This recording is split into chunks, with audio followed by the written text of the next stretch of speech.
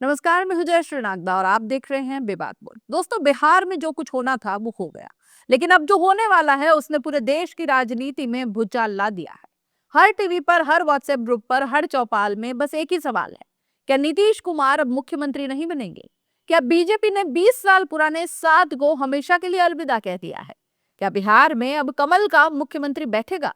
और सबसे बड़ा सवाल, बिहार की राजनीति किस करवट बैठेगी? आज की स्क्रिप्ट में हम पर्दे के आगे का ड्रामा नहीं, पर्दे के पीछे का पूरा राजनीतिक महाभारत खोल कर रख देंगे। तो चलिए शुरू करते हैं। दोस्तों, बिहार का नतीजा ऐसा आया कि जो तेजस्वी को सीएम बनता देख रहे थे, अब वो भी चौंक गए हैं। जो बीजेपी को पिछली बार वाली परफॉर्मेंस दोहराते नहीं देख रहे थे, वो भी दंग रह गए। और जो सिर्फ कांटे की टक्कर कह रहे थे, उनकी भी बोलती बंद हो गई। क्योंकि इस बार बीजेपी 95 सीटों पर आ गए और जेडीयू 84 सीटों पर। ये दो नंबर ही बिहार की राजनीति को उल्टा खड़ा कर देते हैं। क्योंकि पहली बार बीजेपी सबसे बड़ी पार्टी बनकर उभरी है और बस यहीं से शुरू होता है पॉलिटिक्स का असली खेल। अब हर तरफ एक ही चर्चा है। जब बीजेपी खुद अपने दम पर बहुमत छू रही है, तो फिर उसे नीतीश कुमार की जरूरत क्यों है? 20 साल से बीजेपी नीतीश को ढोती रही। तीसरी पार्टी बनकर भी नीतीश सीएम बने। उधर जाए तो भी सीएम, इधर आए तो भी सीएम। लेकिन आज हालात ऐसे हैं, बिना नीतीश कुमार के भी सरकार आराम से बन सकती है। आइए बिहार के ताजा अंक गणित को जरा समझ लेते हैं।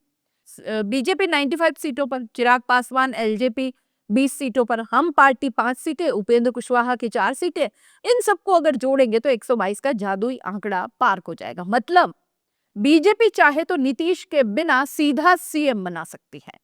ये वही 122 है जो सरकार बनवाता है। और ये पहली बार है कि बीजेपी नीतीश को बगल में बिठाकर खुद गद्दी पर बैठ सकती है। क्योंकि गठबंधन की सरकार तभी टेढ़ी होती है जब बहुमत ठीक ठाक नहीं बल्कि आराम से हो। बीजेपी के पास अभी सिंहासन तो है, लेकिन आरामदायक कुर्सी नहीं है। उन्हें 5-7 सीटों की और ज्यादा जरूरत है ताकि सरकार उनकी स्थिर रहे। और यही वो जगह है जहां राजनीति का सबसे गंदा, सबसे दिलचस्प खेल शुरू होता है। कांग्रेस 2-3 पर आगे है। लेफ्ट के पास भी कुछ सीटें हैं। एआईएमआईएम का भी स्कोर है। सवाल, क्या बीजेपी रातों रात फोन करके इन्हें साथ जोड़ ले? राजनीति में देखिए, असंभव कुछ नहीं है, ये सब कुछ पॉसिबल है। और ऐसा हुआ तो बीजेपी 122 के पार नहीं बल्कि बहुत आगे निकल जाएगी। अब आता है बड़ा सवाल, क्या बीजेपी नीतीश को सीएम बनाएगी या अब गेम खत्म? दोस्तों, बीजेपी में एक सपना हमेशा से रहा, बिहार में अपना सीएम।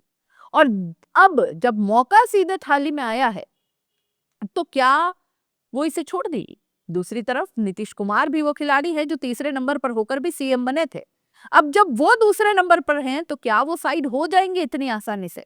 मुश्किल है, बहुत मुश्किल। अगर बीजेपी नीतीश को हटाती है तो इसका सिर्फ एक मतलब होगा, जेडीयू टूट सकती है।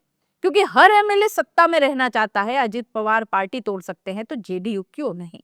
लेकिन मामला इतना आसान भी नहीं है ना, क्योंकि जेडीयू ने इस चुनाव में अपनी सीटें लगभग डबल कर ली है। उनका कैडर मजबूत है, उनकी पकड़ मजबूत है।